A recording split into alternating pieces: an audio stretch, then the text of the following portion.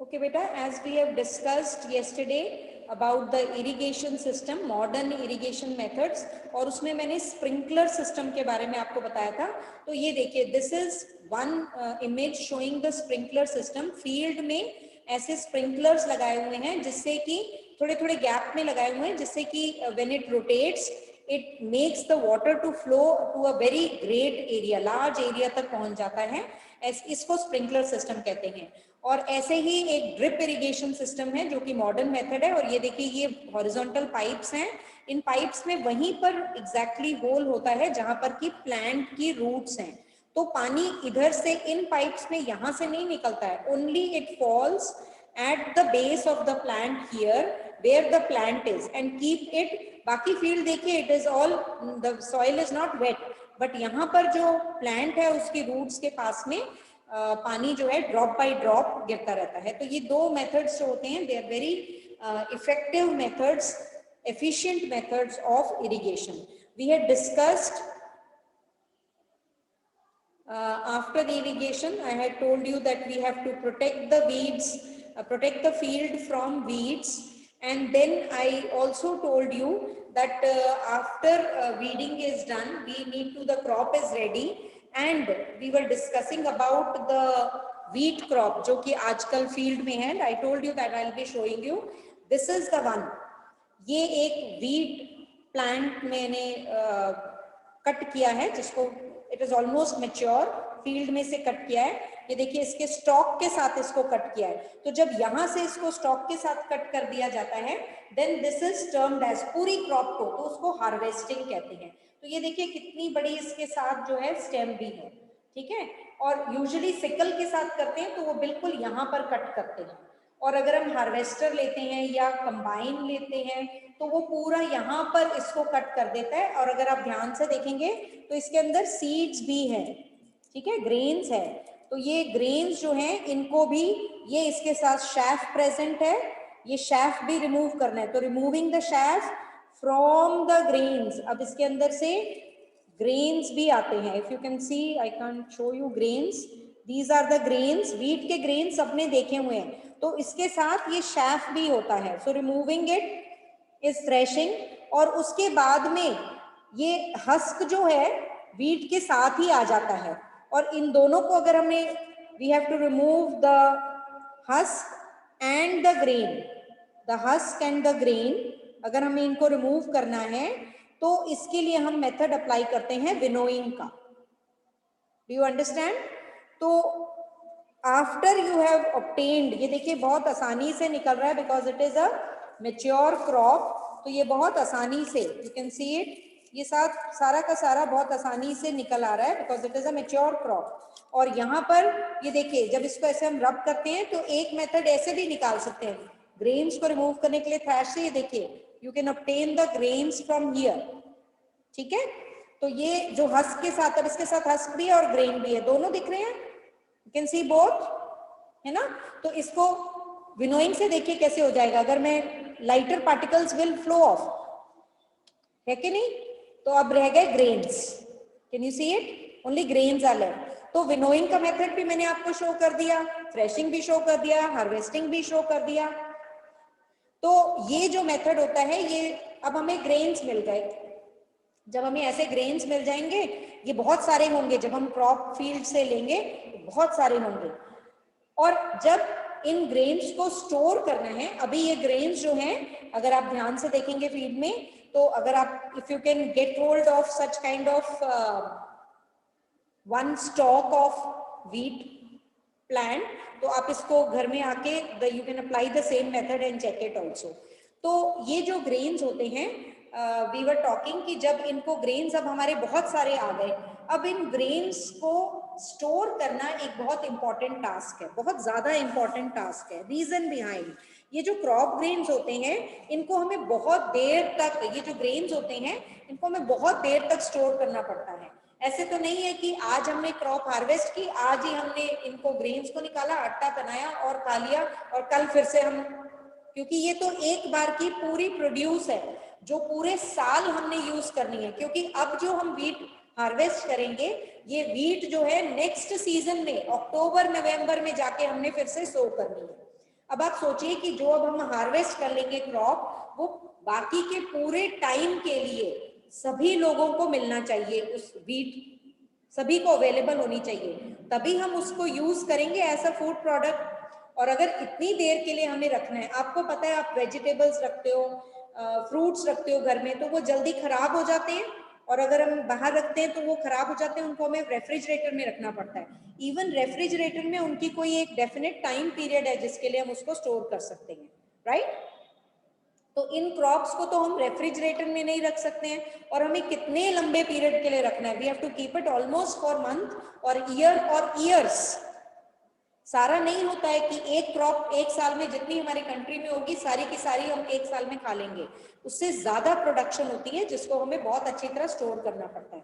अब इनको स्टोर करने के लिए जब मैंने ऐसे ग्रेन्स निकाले हैं ये वाले, तो इन ग्रेन्स में अभी मॉइस्चर है, it contains moisture, water content बहुत हाई है, और ऐसे अगर हम इनको स्टोर करेंगे तो इनको इंसेक्ट्स या पेस्ट या रैट्स या माइक्रो ऑर्गेनिज्म, इन सबसे भी बचा के रखना है, प्लस माइक्रो ऑर्गेनिज्म से भी बचा के रखना है, ठीक है?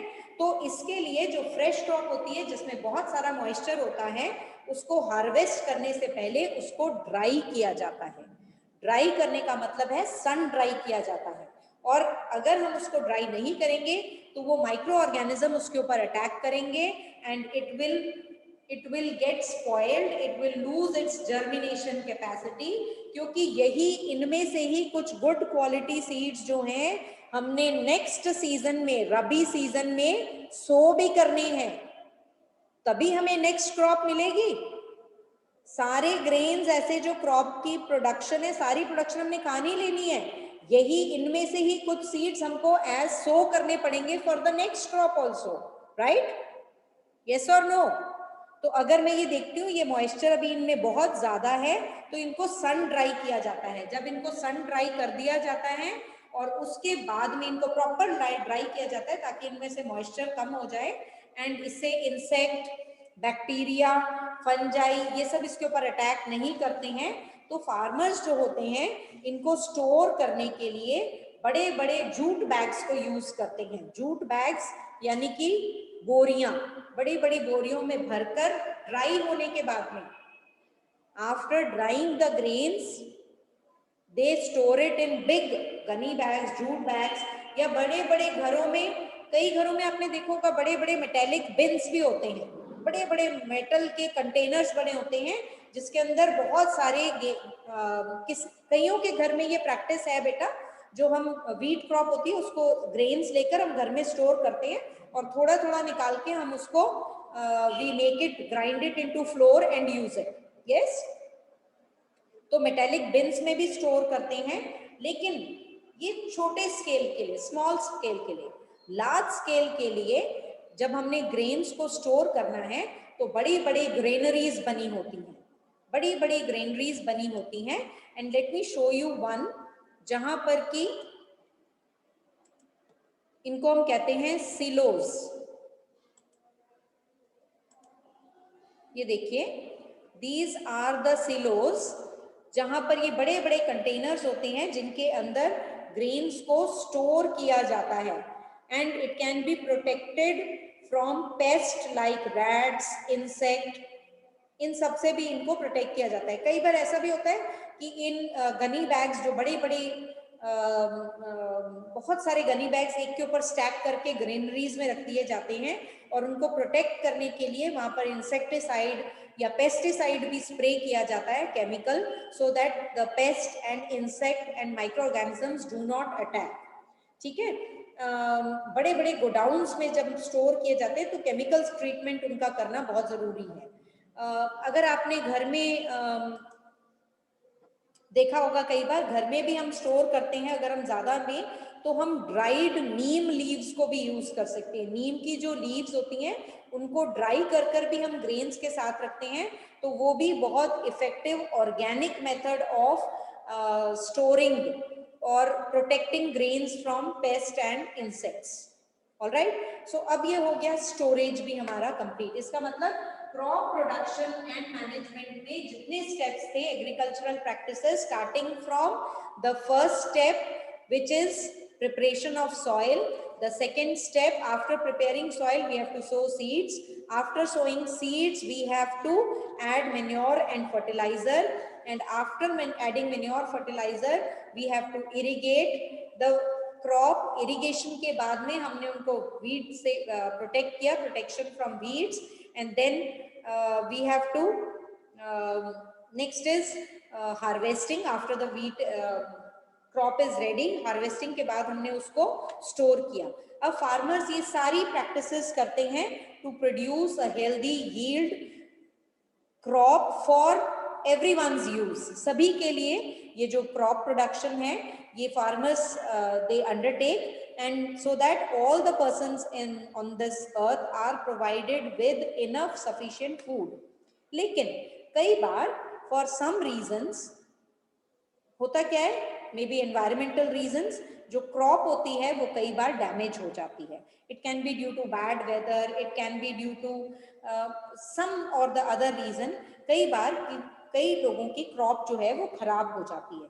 तो अगर क्रॉप खराब हो जाएगी तो जो लाइवलीहुड है फार्मर्स के लिए एज अ प्रोफेशन है, उनके लिए सोर्स ऑफ अर्निंग मनी है. तो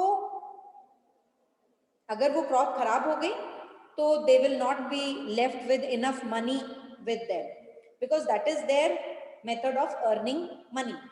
So farmers can take up different, sometimes farmers do practice other supporting professions along with farming as the main profession. और जब farmers large scale के ऊपर ये करते हैं तो उसको हम टर्म करते हैं एनिमल हस्बेंड्री. ज्यादातर फार्मर्स जो होते हैं they need help of certain animals like cattle, bull on their fields. उनको हेल्प चाहिए होती है, तो उसके साथ में वो काउज एंड बफेलोज भी रख लेते हैं. ठीक है.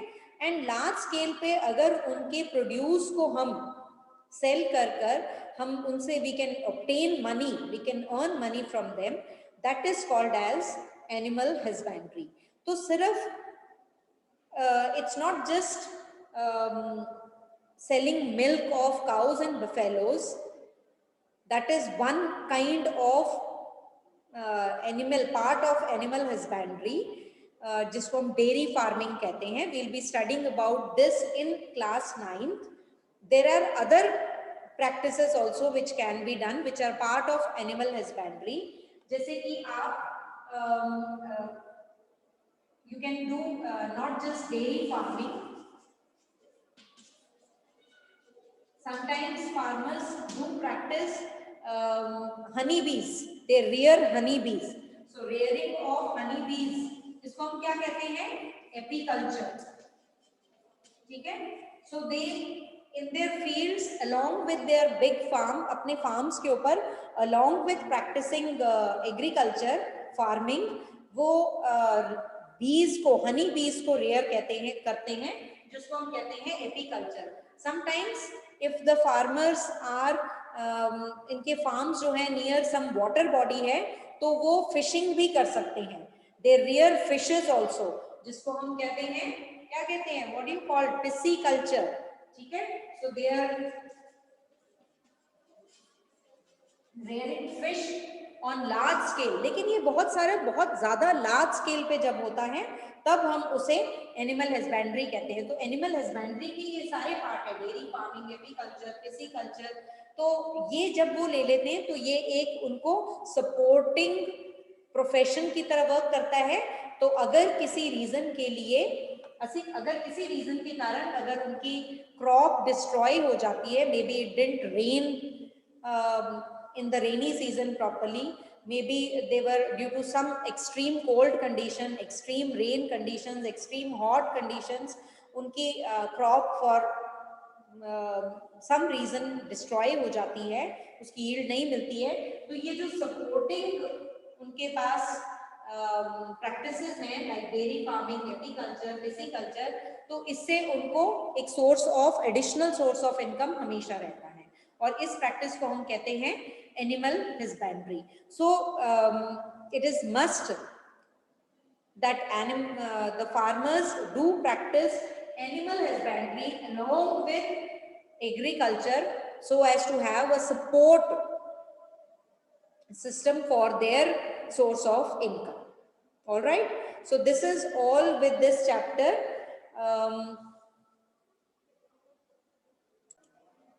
Very good. The same kind of plants grown and cultivated on a large scale at a place is called crop. Second, the first step before growing crop is dash of the soil. Suknoor? Preparation of the soil. Preparation of the soil. Very good. Damaged seeds would dash on top of water. Ashi? And switch on your video, my dear.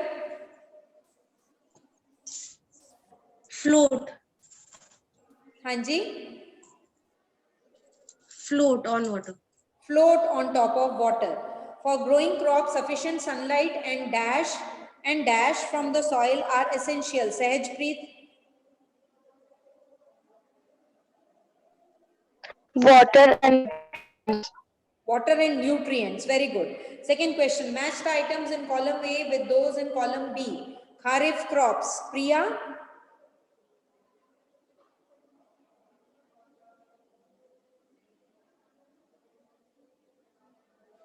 Priya? I guess there is some problem. Mannat? paddy and maize. Very good. Paddy and maize. Second, Rabi crops. Sant Singh?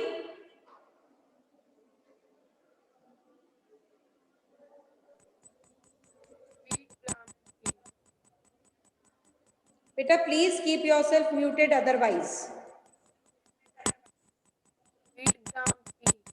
Sant Singh? Wheat, gram and pea. All right.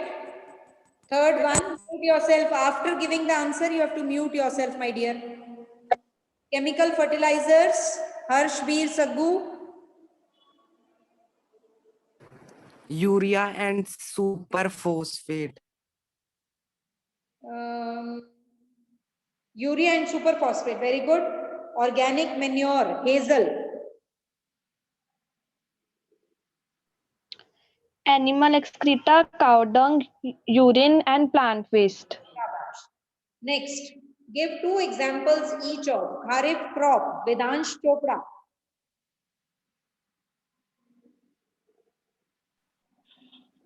Paddy and maize. Paddy and Maize. maize. Very good. Rabi crops. Gursimran Kaur. Wheat and pea. Beans and gram and Pea. okay, gram and peas. Okay, okay. Next question, come to the question number 10. Arrange the following boxes in proper order to make a flow chart of sugar cane crop production. First step, Jatin Parmar. Preparation of soil. Preparation of soil. Pratyush Kumar.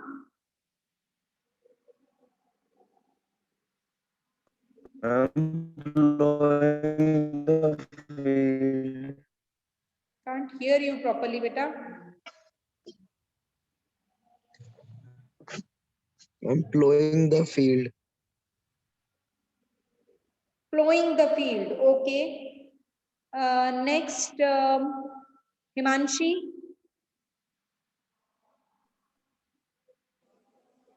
Himanshi. Adding manures. Adding manure. Ma'am, adding manure. Manuring.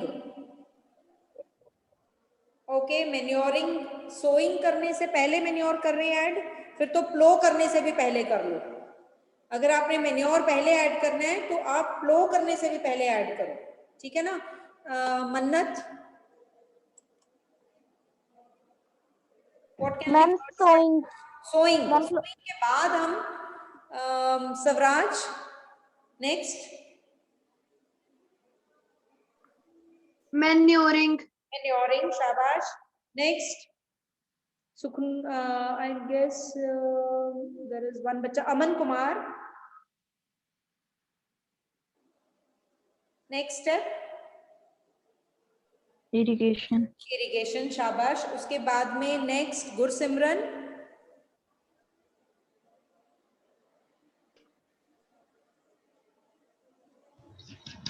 Harvesting. Very good. And then Nandini.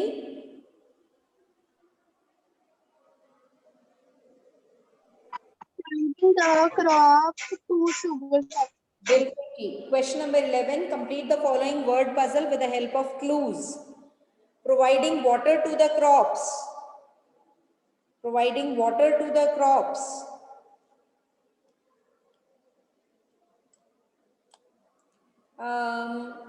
Let Akal Simar answer. Akal Simar, रोने की जरूरत नहीं है बेटा. Irrigation. Irrigation. Keeping crop grains for a long time under proper conditions. She.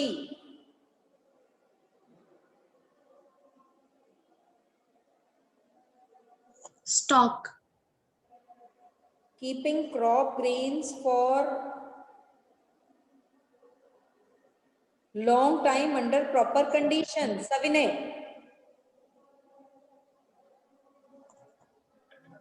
Ma'am, storage. Storage. Certain parts of the same kind of, certain plants of same kind grown on a large scale. I want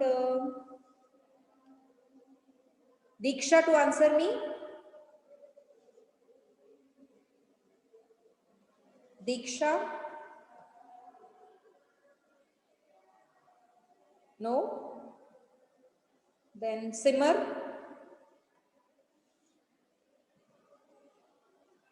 Simar? Ma'am, harvester. Hanji? Certain Ma'am, harvester. kind grown on a large scale. Ma'am, Alpita?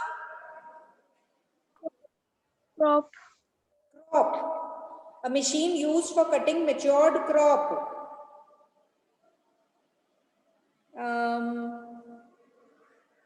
Vidansh. Harvesters. Very good. यहाँ पर क्योंकि ये हमें एक clue दिया हुआ है H करके, तो harvester. Otherwise cutting matured crop में आपका कंबाइन भी आ सकता है, वो कट भी करेगा और सारे काम कर देगा. ठीक है ना. तो कटिंग के लिए हार्वेस्टर ठीक है. Rabi crop that is also one of the pulses. Devansh Chaudhary. Gram. हाँ जी. ग्राम. Gram. पर ग्राम, क्योंकि ये हमें क्लू दिया हुआ तो हम ग्राम यूज कर रहे हैं. अदरवाइज हम कोई भी, पीस भी रबी क्रॉप है. ठीक है. Process of separating grain from chef. Process of separating grain from chef, ये तो मैंने करके बताया था आपको. Pratyush Kumar. This is process of separating grain. Winnowing. क्या है? What is it? Winnowing.